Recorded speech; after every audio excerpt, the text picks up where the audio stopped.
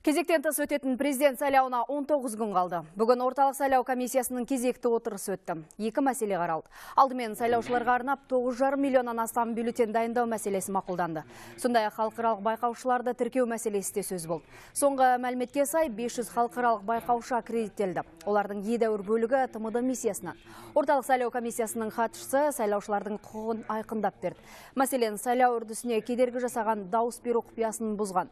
Сайлау нәтижесіне қатысты жалған ақпарат таратқан тұлғалар қылмыстық жауапқа тартылады. Кандидаттар үгіт-насихат жұмысын жүргізуде. Әзірге олардың атына ешқандай арыз-шағым түспеген.